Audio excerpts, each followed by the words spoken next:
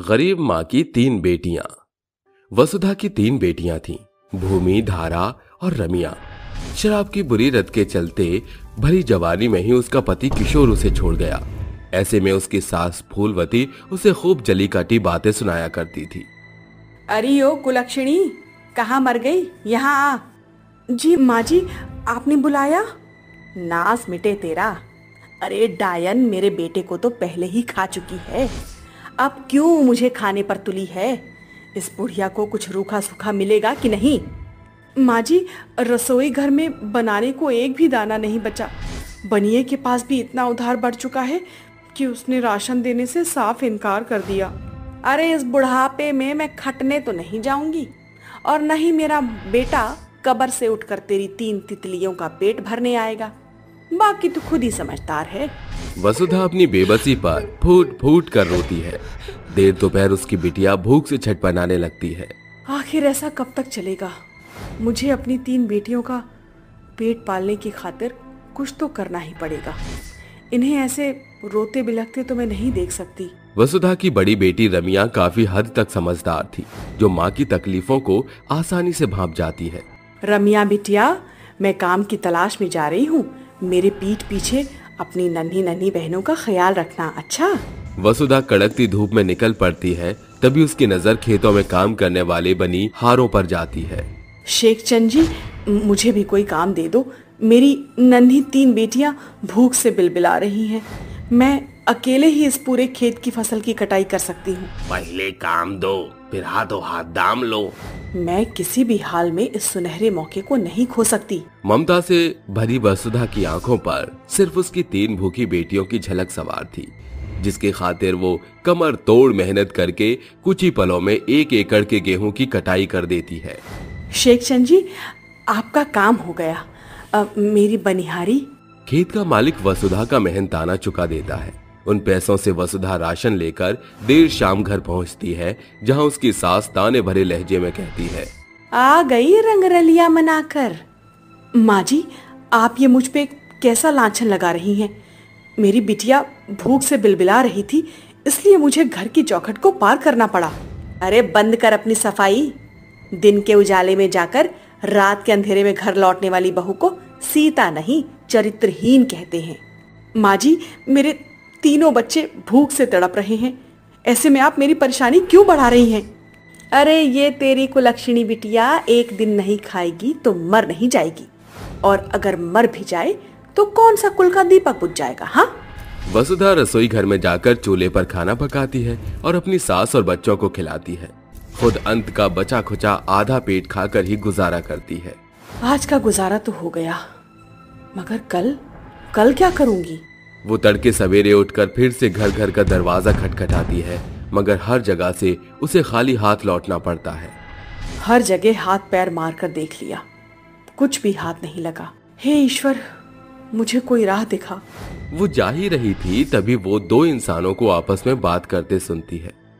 शिमोहन, तुम ऐन मौके पर ऐसा कैसे कर सकते हो?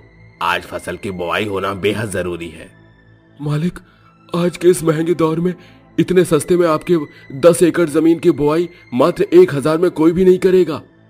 ये सुनकर वसुधा के माथे पर उभरी हुई चिंता की लकीरें मिटने लगती हैं और वो कहती है, 1000? इतने में तो मैं आराम से बनिए का कर्जा तोड़ पाऊंगी, और अपने तीनों बेटियों की खातिर 2 वक्त का अच्छा खाना भी जुटा लूंगी। वो फौरन से आगे आकर कहती है, शेख चंद जी, इतने में मैं आपके खेतों की बुआई करने को तैयार हूँ। मगर तुम इतने चंद पैसों में उतना काम करना क्यों चाहती हो? गरीब की खातिर चंद पैसे ही उसकी हिम्मत और सहारा होता है। उनके बिना हम गरीबों की इज्जत कौड़ियों के भाव नीलाम हो जाती है। वसुधा कमर कसकर खेतों में क्यारियां बनाकर बीज बुआई का काम शुरू कर देती है और काम खत्म भी करती है। शेख चंद जी, आपका काम हो गया। तुम्हारी मेहनत की दाद देनी होगी भाई वसुधा। बिना रुके थके लगातार बुआई करती चली गई। मेहनत में तो तुमने मर्द जात को भी पीछे छोड़ दिया, और मुझे ये जानकर बहुत खुशी है कि ये मेहनत एक औरत ने नहीं, बल्कि एक 3 बेटियों की गरीब माँ ने की है, जिसकी बेटियां घर पर भूखी हैं। वसुधा की अपनी बेटियों के प्रति ममता देख शेख चंद के मन में दया भाव उमड़ आता है और वो कहता है, वसुधा, तुम मेरे खेत पर बटाईदार के तौर पर काम क्यों नहीं कर लेती? उसकी आधी फसल तुम्हारी और आधी मेरी होगी। ऐसे तुम अपनी बेटियों का भरण पोषण आसानी से कर पाओगी। बेरोजगारी से जूझ रही वसुधा फौरन से हामी भर देती है और अगले दिन से ही वो बटाईदार के तौर पर खेती को अंजाम देती है। दिन भर की थकी हुई वसुधा घर आती है तो फूलवती कहती है, आ गई महारानी मेरी जग हसाई करा के। माँ जी, एक तो मैं थकी मरी आई हूँ और आते ही आपने अपने बातों के अंगारों को बरसाना शुरू कर दिया। और मैं तो कोसती हूँ उस पल को जब मैंने अपने लाल को तुझ जैसी डायन के पल्ले बांधा था। मेरे घर के तो भाग ही फूट गए तुझ जैसी बहू पाकर। आधी रात सभी सो चुके थे मगर वसुधा की आंखों से मानो नींद गायब हो चुकी थी। दिन रात एक करके भी मैं कुछ नहीं बचा पा रही। ऐसे में मैं अपनी तीनों बच्चियों की शिक्षा कैसे पूरी कराऊंगी? इस महंगाई के दौर में स्कूल की फीस आसमान छू रही है। एक भोर जब वसुधा हड़बड़ी में खेत की ओर बढ़ रही थी तो उसकी टक्कर उसके सालों पुराने अध्यापक से होती है, जिन्हें देख वो फूले नहीं समाती। प्रेमानंद सर, आप यहाँ? हाँ वसुधा, मैं तो यहाँ स्कूल का दौरा करने आया था। वसुधा उन्हें अपनी दुख भरी आप बीती बताती है। वसुधा, तुम अपनी पढ़ाई जारी क्यों नहीं कर लेती? अरे मास्टर जी, अब मैं पहली वाली वसुधा नहीं रही। मेरे कंधों पर 3 नन्ही बेटियों की देखरेख की भारी जिम्मेदारी है। मुझे अब उन्हें शिक्षित करना है। शिक्षा की कोई उम्र नहीं होती। देखो, तुम मैट्रिक पास हो और तुम्हें खेती बाड़ी की भी भली जानकारी है, तो तुम पड़ती जमीन लेकर खुद खेती करो। इससे तुम्हारी शिक्षा और तुम्हारी बेटियों के उज्जवल भविष्य में बड़ा लाभ पहुंचेगा। वो घर की जमीन को गिरवी रखकर पड़ती जमीन खरीद कर न सिर्फ अपनी पढ़ाई जारी करती है बल्कि अपनी बड़ी बिटिया रमिया के साथ मिलकर मौसमी सब्जियों की खेती किया करती थी, जिन्हें दिन भर वो बाजार में बेचती और आए हुए 4 पैसों से वो अपनी बेटियों का स्कूल में दाखिला कराती है। माँ देखो, हम तीनों पूरी कक्षा में अव्वल आए हैं। देखना माँ, एक दिन हम आपका नाम रोशन करके दिखाएंगी। यही सब देखना बाकी रह गया था। मुझ बूढ़ी का 4 अक्षर पढ़ने के लिए घर भी गिरवी रख दिया इस निर्बुद्धि ने। माँ जी, भरोसा रखिए। बरसों के संघर्ष के बाद वसुधा की पढ़ाई पूरी होती है।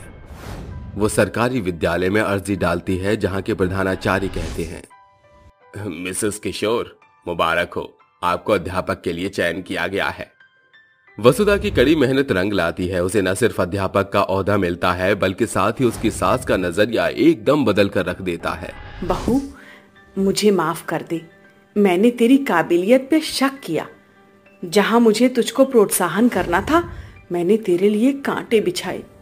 तू न सिर्फ एक माँ बनी बल्कि एक पिता का फर्ज भी तूने बखूबी निभाया। माँ जी, आज मैं खुश हूँ क्योंकि अब मैं अपने पैरों पर खड़ी हूँ, जिससे मैं अपनी तीनों बेटियों को उज्जवल भविष्य दे सकती हूँ। दोस्तों, आपने अक्सर सुना होगा कि विश्वास से भरी एक माँ वो सब कुछ कर सकती है जो शायद एक औरत न कर सके।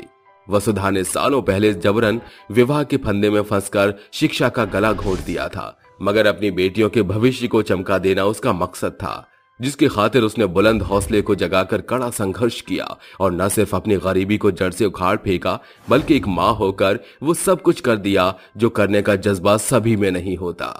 मोहिनी के पापा, आज भी हमारी बेटी भूखे पेट ही सो गई है। पता नहीं हमारी किस्मत में भगवान ने क्या लिखा है। अंजू, तुम चिंता मत करो। मैं गरीब और मजदूर भले ही हूँ, लेकिन मैं कल से पूरी कोशिश करूंगा कि मेरी बेटी भूखे पेट न सोए।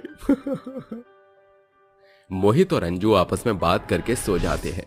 अगली सुबह मोहिनी जंगल में खेलने के लिए जाती है और वहां देखती है कि कुछ अमीर बच्चे वहां खेल रहे हैं।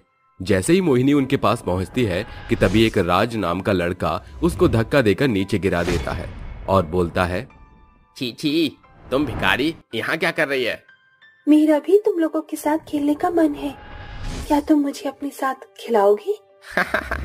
देखा दोस्तों, ये भिखारी मेरे पास आती है और बोलती है कि ये हम लोगों के साथ खेलेगी। इसकी औकात क्या हम लोगों के साथ खेलने वाली है? अरे भिखारी, पहले तो तू अपना हुलिया देख, तब हम लोगों के साथ खेलने के लिए आई हो। देख तो जरा अपने फटे हुए कपड़े। इतना बोलकर राज मोहिनी को वहां से भगा देता है।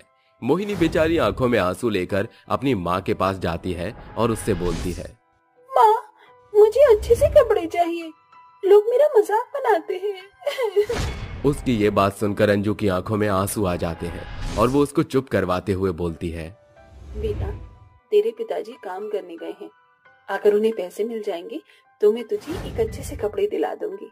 अंजू अपनी बेटी मोहिनी को समझा रही थी तो वहीं दूसरी तरफ मोहित रोड की साइड में खड़े होकर लोगों का इंतजार कर रहा था।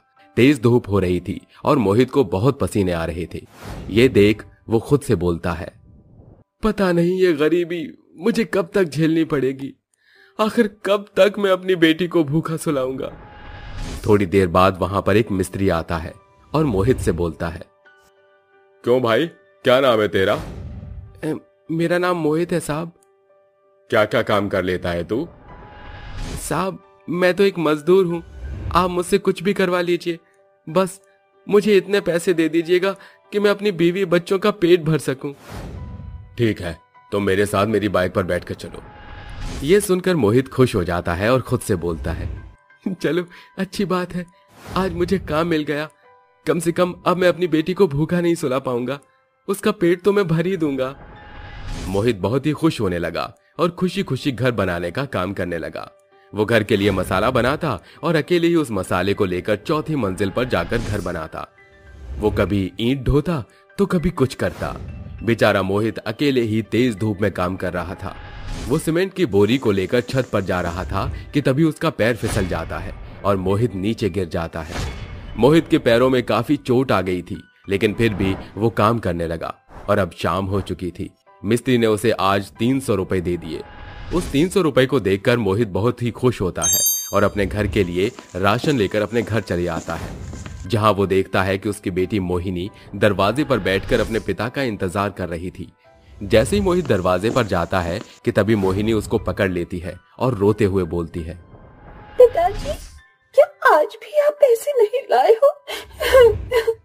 उसकी ये बात सुनकर मोहित को थोड़ा अजीब लगता है और वो खुद से बोलता है, मोहिनी आखिर ये सवाल क्यों कर रही है? बोलो ना पिताजी, क्या आज भी आप पैसे लेकर नहीं आए हो? बेटा देखो, आज मैं पैसे तो नहीं लाया, लेकिन तुम्हारे खाने के लिए खाना जरूर लेकर आया हूँ। मुझे कुछ नहीं खाना। आप लोग कभी भी मेरी खुशी नहीं देखते। आप लोगों को जो मन करता है आप वही लाते हैं और वही करते हैं। मेरे पास कपड़े नहीं हैं, लेकिन आप लोगों ने ये नहीं सोचा कि अपनी बेटी को एक कपड़े दिला दूं। बस अपने खाने की पड़ी रहती है। आप मतलबी हो। दरवाजे पर शोर सुनकर अंजू बाहर आती है और मोहिनी को यह सब बोलता हुआ देख अंजू मोहिनी को एक जोरदार थप्पड़ मारती है और उसको घर में जाने को बोलती है। मोहिनी चिल्लाते हुए अंदर चली जाती है। ये सब देख बेचारा मोहित दरवाजे पर ही फूट फूट कर रोने लगता है और रोते हुए अपनी पत्नी से बोलता है, देखो ना अंजू, आज हमारी बेटी इतनी बड़ी हो गई कि उसको मतलबी होने का मतलब भी पता चल गया। मैं अपनी बेटी के लिए और ज्यादा मेहनत करूंगा और उसको हरगिज महसूस नहीं होने दूंगा कि हम लोग गरीब हैं और मैं मजदूरी करके उसका पेट पाल रहा हूं। मोहित की बात सुनकर अंजू मोहित को गले लगाकर रोने लगती है और उसको अंदर ले जाकर शांत करवा देती है। अगली सुबह जब मोहित अपने काम पर जाता है तब मोहिनी खुद से बोलती है, मुझे तो लगता है कि पापा कहीं अय्याशी करते होंगे। मैं भी आज पापा का पीछा करते हुए जाऊंगी और देखूंगी कि पापा आखिर क्या करते हैं पूरा दिन। इतना कहकर मोहिनी भी अपने पिता का पीछा करते हुए उसके काम तक पहुंच जाती है, जहां वो छुपकर देखती है कि उसके पिता को मिस्त्री एक छोटी सी गलती होने पर मार रहा है। मोहित के पैरों में काफी चोट लगी हुई है, वो ठीक से चल भी नहीं पा रहा। ये देखकर मोहिनी बहुत रोने लगती है और रोते हुए खुद से बोलती है, मोहिनी, ये तूने अपने पिता को क्या बोल दिया? तेरे पिता तेरे लिए इतना कुछ कर रहे थे, लेकिन तूने क्या किया? अपने पिता को इतना उल्टा बोला। मेरे पिता तो मेरे लिए यहाँ पर काम कर रहे हैं, वो ठीक से चल भी नहीं पा रहे, फिर भी वो यहाँ पर काम करने आए, वो भी सिर्फ मेरे लिए। मैं कितनी गलत थी। मैं शाम होने का इंतजार करती हूँ और पिताजी के साथ ही घर जाऊंगी। इस बहाने मैं उनके साथ समय बिता लूंगी और उनसे माफी भी मांग लूंगी। मोहिनी अब शाम होने का इंतजार कर रही थी तो वहीं दूसरी तरफ कुछ गुंडे अंजू के पास आते हैं और उससे बोलते हैं, अब घर खाली कर देना, क्योंकि ये जमीन मुझे चाहिए। अगर तूने हमें ये जमीन नहीं दी तो आज हम तेरे पूरे परिवार को जलाकर मार देंगे। वो धमकी देते हुए वहां से चले जाते हैं। शाम को मोहिनी अपने पिता के साथ घर पर आती है, जहां मोहित और मोहिनी देखते हैं कि एक तरफ उसकी माँ बैठकर रो रही है तो वहीं दूसरी तरफ उसका घर आग में झुलस रहा है। ये सब देख मोहित भागता हुआ अंजू के पास आता है और उससे पूछता है, अंजू ये सब कैसे हुआ? अंजू उसको सारी बात बता देती है। ये सब कुछ गांव वाले देख रहे थे। उनकी इतनी गरीबी और मजबूरी देख गांव वाले कुछ पैसे इकट्ठा करते हैं और उनके लिए एक झोपड़ी का इंतजाम करवा देते हैं। ये सब देख मोहिनी और अंजू मोहित से बोलते हैं, मोहित जी देखिए, आज भी इस दुनिया में इंसानियत है। इतना कहकर वो तीनों गांव वालों को धन्यवाद करते हैं और अपने छोटे से झोपड़ी में वो तीनों एक बार फिर अपना घर बसाने लगते हैं। इस बार मोहिनी अपने घर की हालत समझ चुकी थी और वो किसी भी चीज की जिद नहीं करती और खुशी खुशी अपने माँ बाबा के साथ रहने लगी। चुड़ैल माँ और 5 काले बच्चे। शिवपुरी गांव में 5 काले अनाथ बच्चे थे। तभी उनमें से बड़ा भाई विक्टर अपने 2 भाई और 2 बहनों को बुलाता है। हरली, जैकी, क्रिश, सोनिया, जल्दी आओ, देखो तुम्हारा भाई क्या लाया है। तुम्हारे लिए पेड़ों से मैं अमरूद तोड़ कर लाया हूँ। क्या? हमें तो लगा भैया आप हमारे लिए कुछ अच्छा सा खाने को लाएंगे। हाँ भैया, मुझे भी यही लगा था। विक्टर भैया, कितने टाइम से हमने सही से खाना भी नहीं खाया है। तुम जानते तो हो, सब हमारे काले होने की वजह से कोई हमें सामान नहीं देता, इसलिए मैं अमरूद ही ले आया। कम से कम भूखे तो नहीं रहेंगे ना। तभी 3 साल का छोटा बच्चा क्रिश रोने लगता है, जिसे गोद में लेकर विक्टर चुप कराने लगता है। अरे अरे क्रिश बाबू, शांत हो जा। भैया मुझे लगता है इसे भूख लग रही है, इसे दूध देना पड़ेगा, पर हमारे पास तो पैसे ही नहीं है, ना घर में कुछ खाने को है। कोई बात नहीं भैया, आप इसको संभालिए, मैं किसी से दूध मांग कर लाता हूँ। भैया मैं भी चलती हूँ। इस तरह दोनों भाई बहन अपने पड़ोस में माया से मदद मांगते हुए कहते हैं, आंटी क्रिश रो रहा था, थोड़ा सा दूध दे सकती हैं? मेरे पास पैसे नहीं है। तुम भिखारी अनाथ काले बच्चों को तो मैं कुछ भी ना दूं। पता नहीं कैसे माँ बाप थे तुम्हारे। अब क्या हम गांव वाले तुम काले बच्चों को पालेंगे? आंटी, हमारे मम्मी पापा के बारे में आप कुछ मत बोलो, आप हमें दूध दे दो, मैं आपको कल इसके पैसे दे दूंगा। खुद पर खाने का 1 रुपया नहीं है और मुझे पैसे दोगे? भागो यहाँ से। दोनों बच्चे निराश होकर साथ वाले घर के बिरजू से हाथ जोड़ते हुए दूध मांगते हैं। बिरजू चाचा, चाचा थोड़ा सा दूध दे सकते हैं? क्रिश बहुत रो रहा है, हम आपके पैसे दे देंगे कल। तुम काले बच्चे मेरे सामने मत आया करो, तुम्हें देखकर तुम्हारे बाप की शक्ल याद आती है। पता नहीं कैसे माँ बाप है तुम्हारे। चलो भागो, जाओ। चाचा चाचा ऐसे मत बोलो, मुझे थोड़ा सा दूध दे दो। बिरजू अपने घर से धक्के मारकर उसे निकाल देता है। वहीं जैकी किसी तरह उसके घर से थोड़ा सा दूध चुरा कर क्रिश को पिला देता है, जिसके बाद क्रिश सो जाता है। तभी विक्टर कहता है, तुम दोनों को बिना पैसों का दूध कहाँ से मिल गया? वो भैया हमें वो बिरजू चाचा ने दे दिया था, हम ले आए हैं ना जैकी।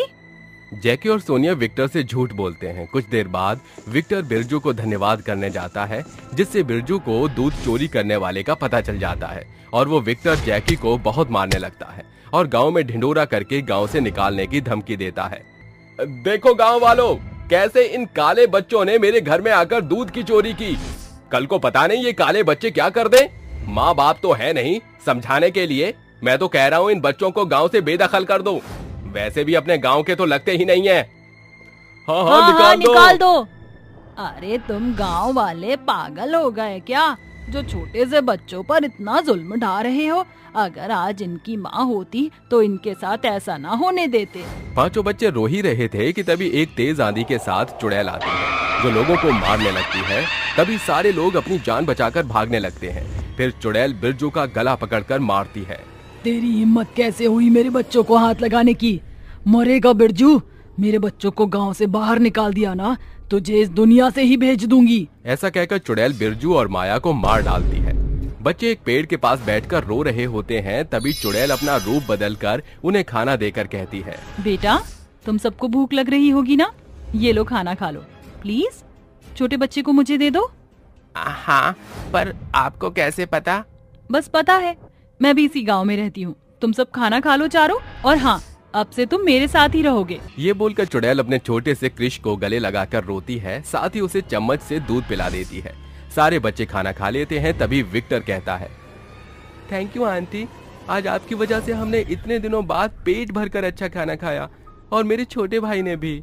कोई बात नहीं बच्चों, अब से तुम्हें रोज अच्छा खाना मिलेगा। चंचल अपने बच्चों को एक घर में ले जाती है, जहाँ उन 5 बच्चों का वो खूब ख्याल रखती है, उनके साथ खेलती है, उनकी वो सभी तमन्ना पूरी करती है जो वो मां बनकर नहीं कर पाई थी। 4-5 दिन बीत जाते हैं। शाम में हरली नया सूट पहनकर शीशे में खुद को देख रही थी कि चंचल भी उसके पीछे आ जाती है। तभी हरली को चंचल का चुड़ैल रूप दिख जाता है। वो चिल्लाने लगती है, बेटा डरो मत, बेटा मैं तुम्हारी माँ हूँ बरखा, मुझसे ऐसे भागो मत। भाई भाई जल्दी आओ, यहाँ चुड़ैल है। हरली डरो मत, सच में ये हमारी माँ है। विक्टर बेटा तुझे कैसे पता चला?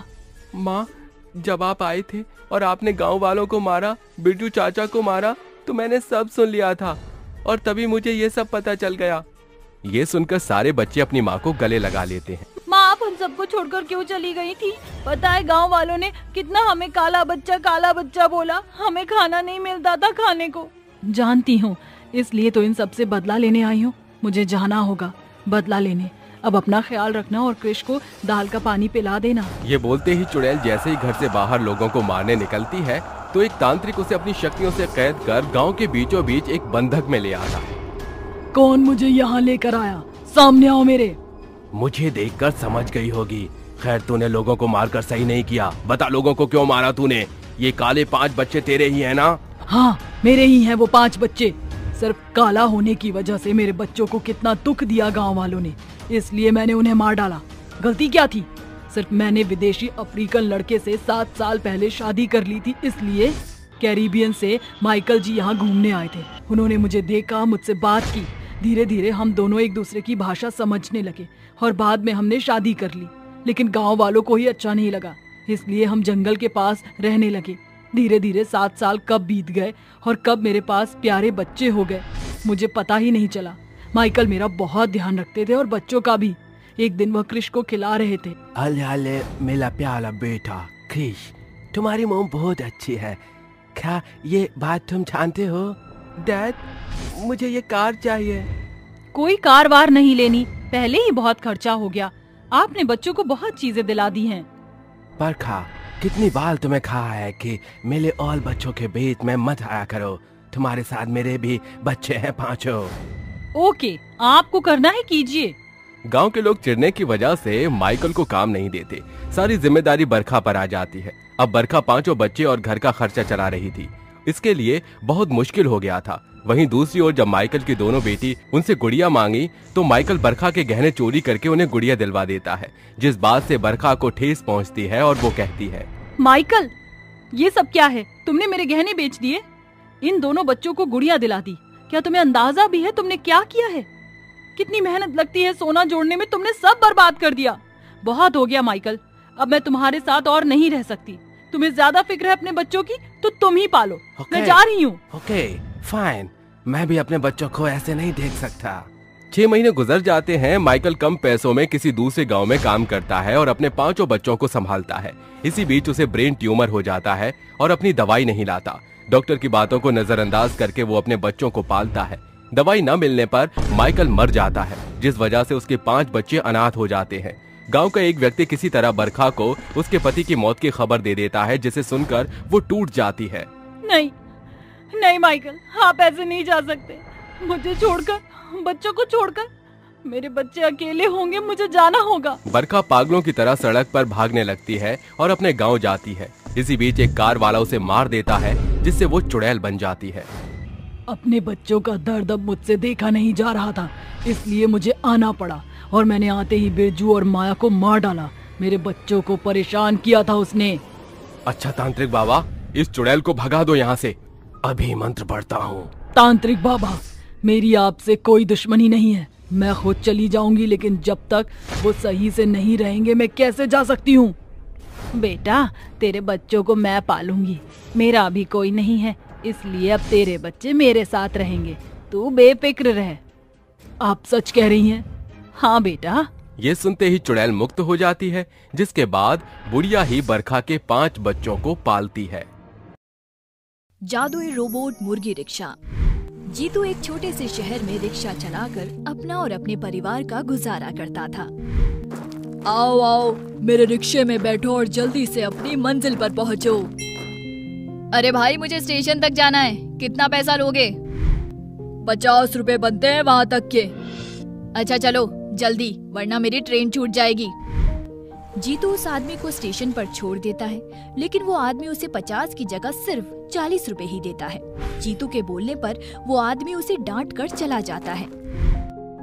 यही अगर कैब से आते तो उसे मन मांगे पैसे देते, लेकिन हम गरीब को देने के लिए ये लोग हमेशा ऐसे ही करते हैं। बेचारा जीतू फिर से सवारी को बुलाने के लिए आवाज लगाने लगता है और ऐसे ही शाम हो जाती है और जीतू घर जाता है। उसे देखकर उसकी बीवी भावना बोलती है, आ गए जी आप। सोनू आपका इंतजार करते करते सो गया। सुबह आपने बोला था कि आज आप उसके लिए गाजर का हलवा लाएंगे। कैसा गाजर का हलवा? सोनू की माँ, यहाँ तो एक एक पैसा इतनी मुश्किल से कमा कर लाया हूँ। क्या करे जी, समझ नहीं आता। ऐसे गुजारा करना बहुत मुश्किल होगा। आगे आगे चीकू बड़ा होगा तो खर्चे और बढ़ेंगे। देखते हैं क्या होगा। अब तुम मुझे कुछ खाने को दो और मुझे आराम करने दो। पूरे दिन रिक्शा चला चला कर पैरों में बहुत दर्द हो रहा है। दोनों खाना खाकर सो जाते हैं। अगले दिन सुबह चीकू उठकर बोलता है, माँ माँ, मेरा गाजर का हलवा किधर है? जल्दी से दो मेरा गाजर का हलवा। बेटा, गाजर का हलवा तो नहीं है, आज तुम्हारे पापा जरूर गाजर का हलवा लाएंगे। रहने दो, मुझे कोई गाजर का हलवा नहीं चाहिए। आप दोनों रोज ऐसे ही करते हो, मेरे लिए कुछ नहीं लाते। और चीकू रोते हुए घर से बाहर चला जाता है। आज आते हुए हलवा जरूर लाना, बेचारा कितना उदास हो गया है। जीतू अपने काम पर निकल जाता है और वही चीकू नाराज होकर बाहर बैठकर सोचने लगता है, पापा मम्मी मुझे कुछ नहीं दिलाते, इससे अच्छा तो मैं घर छोड़ के चला जाता हूँ, मुझे नहीं रहना इनके साथ। और ऐसे ही गुस्से में चीकू जंगल की तरफ चला जाता है और जंगल में बहुत दूर पहुँच जाता है। बहुत भूख लगी है, गला भी प्यास से सूख रहा है, क्या करूं, कहां से खाना खाऊं? तभी उसे पास में कुत्तों की भौंकने की आवाज आती है। चीकू पास जाकर देखता है, अरे ये इतने सारे कुत्ते किसे देखकर भौंक रहे हैं? ये तो मुर्गी के जैसी दिख रही है। तभी चीकू कुत्तों को डंडे से डराकर भगा देता है। हटो, भागो यहाँ से, हटो हटो। डंडा देखकर कुत्ते वहाँ से भाग जाते हैं। चीकू उस मुर्गी के पास जाता है। तुम्हारा बहुत बहुत धन्यवाद, तुमने मेरी जान बचाई। लेकिन तुम कौन हो? तुम तो एकदम रोबोट मुर्गी के जैसी दिखती हो, और यहाँ क्या कर रही हो? मैं दूसरे ग्रह से आई हूँ। हम कुछ लोग मिलकर यहाँ घूमने आई थी, लेकिन मैं जंगल में रास्ता भटक गई और उन लोगों को कोई देख ना ले, इसलिए वो यहाँ से चली गई। लेकिन मुझे यहाँ बहुत खतरा है, तुम मेरी मदद कर दो, मुझे अपने घर लेकर चलो। जब मेरे ग्रह के लोग मुझे लेने आएंगे, मैं उनके साथ चली जाऊंगी। लेकिन मैं तो खुद अपना घर छोड़कर आया हूँ, तुम्हें अपने घर कैसे लेकर जा सकता हूँ? तुम्हें ऐसा नहीं करना चाहिए था, हमें अपना घर कभी नहीं छोड़ना चाहिए। देखो, आज घर ना होने की वजह से मैं कितनी बड़ी मुसीबत में हूँ। अगर आज तुम नहीं आते तो मुझे ये सब खा जाते। हाँ रोबोट मुर्गी, तुम बिल्कुल सही कहती हो, मुझे घर नहीं छोड़ना चाहिए था। चलो हम घर चलते हैं, लेकिन तुम वहाँ जाकर बोलना मत, वरना मेरी माँ मुझे बहुत डांटेंगी और तुम्हें घर में नहीं रहने देंगी। रोबोट मुर्गी चीकू की बात मानकर उसके घर आ जाती है। चीकू, कितनी देर से मैं तुम्हें ढूंढ रही थी, कहाँ चले गए थे? और ये क्या है तुम्हारे पास? माँ, मैं अपने दोस्तों के साथ खेलने गया था और ये मेरे दोस्त ने मुझे दिया है। ये पुराना हो गया था तो उसने मुझे दे दिया। झूठ तो नहीं बोल रहे ना? नहीं माँ, मैं सच बोल रहा हूँ। अच्छा, ले अब खाना खा ले, सुबह से तूने कुछ नहीं खाया। हाँ माँ, बहुत तेज भूख लगी है, जल्दी दो खाना। भूख तो मुझे भी लगी है। हाँ हाँ, दोनों साथ मिलकर खाना खाएंगे। और भावना चीकू को खाना डालकर दे देती है। ये लो रोबोट मुर्गी, ये रोटी खा लो। अरे ये क्या है? मैं ये नहीं खाती। अच्छा तो लो ये सब्जी खा लो। अरे ये तुम मुझे क्या खाना दे रहे हो? ये सब मैं नहीं खाती। अच्छा तुम्हारे यहाँ सब्जी रोटी नहीं खाते तो फिर क्या खाते हैं? हम तो डाटा से चलती हैं। ये तो मेरे पास नहीं है, तो अब मैं तुम्हें डेटा कहाँ से ला कर दूँ? तुम मुझे किसी भी डेटा टावर के पास ले चलो, वहाँ से मैं अपने आप डेटा ले लूंगी। चीकू रोबोट मुर्गी को डाटा पावर के पास ले जाता है और रोबोट मुर्गी अपने आप को अच्छे से चार्ज कर लेती है। आहा, कई दिनों के बाद अच्छा लग रहा है। वहाँ जंगल में तो मेरी हालत खराब हो गई थी। फिर चीकू और रोबोट मुर्गी घर आ जाती हैं। तभी चीकू के पापा भी लंगड़ाते लंगड़ाते घर आते हैं। उसे देखकर भावना बोलती है, ये आपके पैर में क्या हो गया? ऐसे क्यों चल रहे हो? अरे आज सोचा जल्दी जल्दी सवारी छोड़ूंगा तो पैसे कुछ ज्यादा बनेंगे। चीकू के लिए हलवा जो लेना था, जल्दी जल्दी के चक्कर में चोट लग गई। ये तो बहुत बुरा हुआ। अब कैसे सब होगा? ये सब बातें चीकू सुन लेता है और रोबोट मुर्गी के आगे जाकर रोने लगता है और उसे सारी बात बताता है। तो तुम रोते क्यों हो? कल से मैं रिक्शा चला लिया करूँगी। चीकू अपने मम्मी पापा को रोबोट मुर्गी के बारे में बताता है। ये तो बहुत अच्छा हुआ। चलो आप कल से इस मुर्गी की मदद से ही रिक्शा चलाना। और अगली सुबह जीतू के रिक्शे को रोबोट मुर्गी चलाने लगती है। ऐसी अजीब से रोबोट मुर्गी रिक्शा देखकर सब लोग हैरान थे। तभी जीतू आवाज लगाता है, आओ आओ, मेरे रोबोट मुर्गी रिक्शा में बैठो और झटपट जहाँ जाना है वहाँ पहुँचो। अरे भाई, तुम मुझे स्टेशन पहुँचा दोगे? मेरी ट्रेन का टाइम हो गया है और कैब भी बुक नहीं हो रही है। हाँ हाँ साहब जी, बैठो बैठो। और उसके बैठते ही रोबोट मुर्गी तेजी से उड़ती हुई उसे मिनटों में रेलवे स्टेशन पहुंचा देती है। और रास्ते में सब उस रोबोट मुर्गी रिक्शा को उड़ते देख हैरान हो जाते हैं। अरे वाह वाह, गजब का रोबोट मुर्गी रिक्शा है तुम्हारा, कैब से भी जल्दी पहुंचा दिया। ऐसे ही उस दिन जीतू का रिक्शा रोबोट मुर्गी ही चलाती है और उस दिन रोबोट मुर्गी खूब पैसा कमाती है।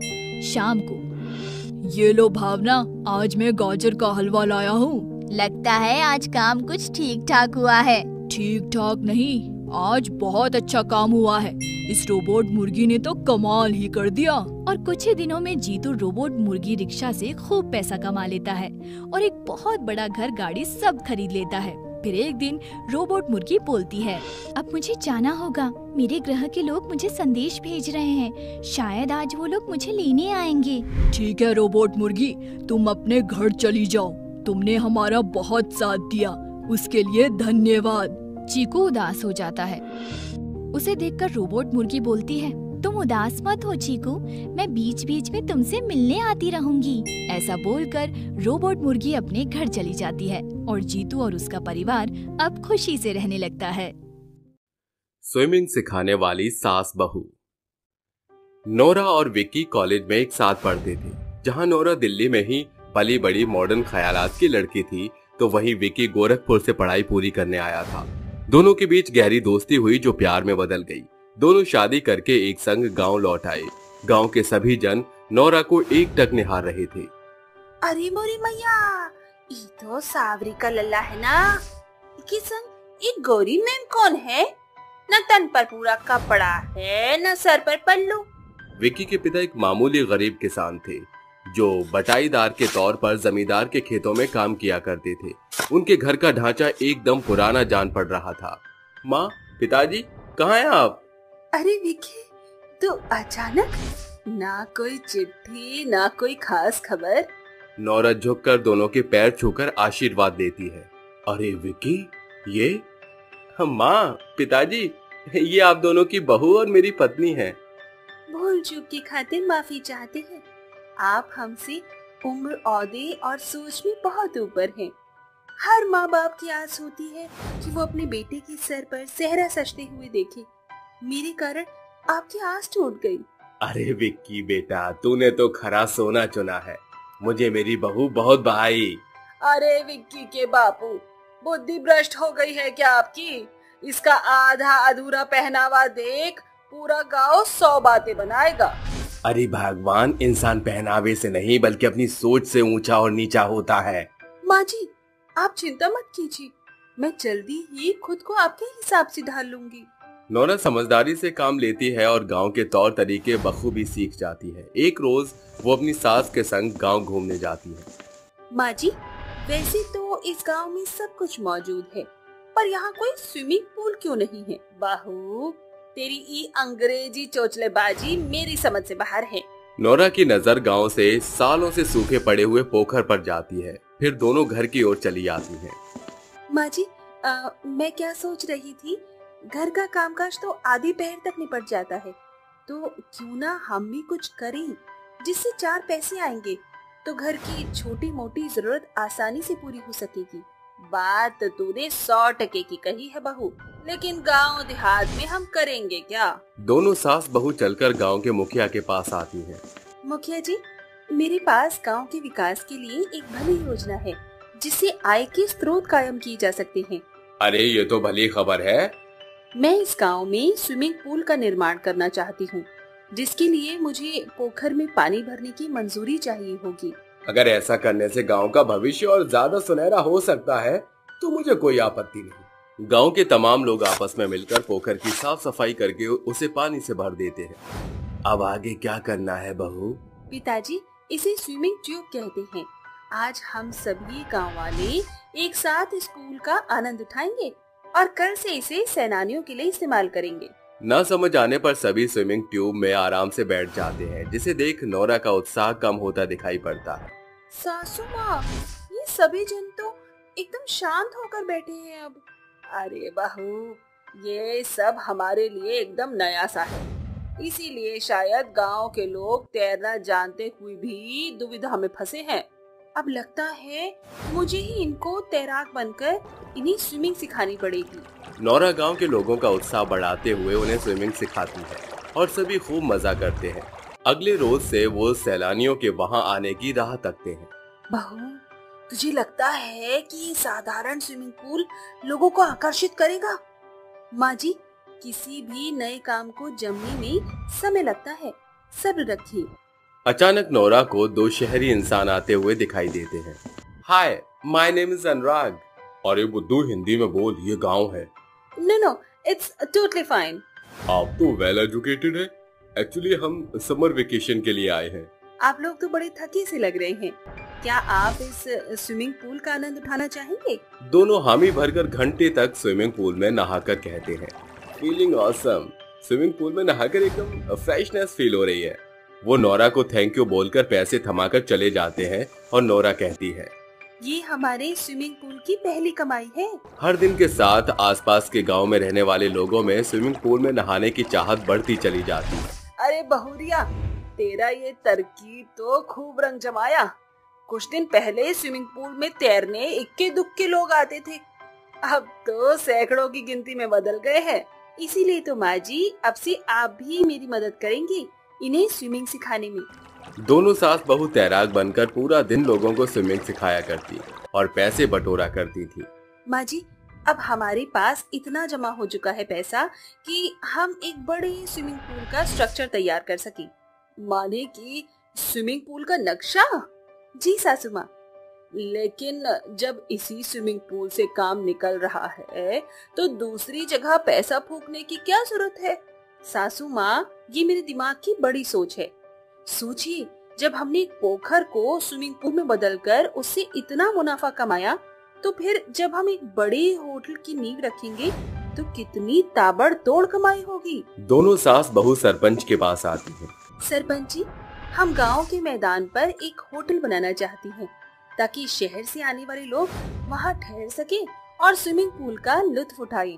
हाँ, इससे गांव में बड़ा बदलाव आएगा और जो फिरंगी या परदेसी गांव घूमने आएंगे वो औरों को भी यहाँ भेजेंगे। मैं तुम्हारी बात से सहमत हूँ, लेकिन गांव की जमीन तुम्हें देकर मुझे क्या फायदा? हम आपको जमीन की कीमत चुकाने को तैयार हैं, लेकिन हमें थोड़ी वक्त की मोहलत दीजिए। कुछ ही दिनों में कारीगरों के द्वारा अच्छे खासे होटल और बड़े से आकार के आकर्षित स्विमिंग पूल का निर्माण हो जाता है। समर वेकेशन के शुरुआत होते ही सैकड़ों लोग वहां रहने आते हैं। तभी एक अंग्रेजन कहती है, This place is very beautiful. ये तो एकदम कमाल है। ऐसे पिछड़े हुए गांव देहात में इतना खूबसूरत होटल, प्लस ये अट्रैक्टिव स्विमिंग पूल। वाओ, वैसे इस होटल का ओनर कौन है? एकदम आपकी नजरों के सामने खड़ी है। हमें 15 डेज के लिए होटल का कमरा चाहिए। Nice to meet you, please welcome. Are you educated? जी, मैं इस गांव को नई सिरे से बदलाव देना चाहती हूँ। होटल और स्विमिंग पूल का मिनिमम पैकेज है। अगर आपका कोई फ्रेंड सर्कल यहाँ आना चाहे तो ये पैकेज कार्ड है। थोड़ी देर में होटल के तमाम गेस्ट स्विमिंग कॉस्ट्यूम पहने स्विमिंग पूल में तैरते हुए एंजॉय करते हैं। वक्त के साथ उनके गांव में बना स्विमिंग पूल सुर्खियों में आ जाता है। उनका जीवन पटरी पर आने लगता है। फिर एक रोज, बस बहुत हुआ तुम्हारा, मैंने जरा सा छूट क्या दे दी, तुम सास बहू तो कटी पतंग की तरह हाथ से छूटे ही चली जा रही हो। सरपंच काका, ऐसा क्या हो गया? आप इतने गरम मिजाज के क्यों लग रहे हैं? गंगा अभी इतना भी मैले नहीं हुई बहुरिया। शहर की आई छोकरियाँ छोकरे तुम्हारे बनाए स्विमिंग पूल के जरिए गांव में गंद मचावत हैं। छोटा छोटा कपड़ा पहन के गांव का माहौल भी बिगाड़त हैं। ये किस दकियानूसी सोच में पड़ रही हैं आप और कहाँ जी रही हैं आप? जमाना कितना आगे बढ़ चुका है। शहर में ये आम बात है। और क्या खराबी थी उस स्विमिंग ड्रेस में? मैं जानती थी कि आप सबका नजरिया यही होगा, इसीलिए मैंने शुरू से फुल नेक तक की स्विमिंग कॉस्ट्यूम रखी थी। लेकिन शायद आप सभी की सोच में खोट है, जिस कारण गांव आज भी शहर से पिछड़ा हुआ है। नोरा की बातें सभी के जुबान पर ताला लगा देती हैं और सरपंच उसे स्विमिंग सिखाने के लिए दोबारा मंजूरी दे देता है। दोनों सास बहू जी तोड़ मेहनत करके लोगों को स्विमिंग सिखाकर कमाई पैसे से अपना बदहाल जीवन खुशहाल कर लेती हैं, जिसके बाद सभी जन सास बहू के संघर्ष की जमकर सराहना करते हैं।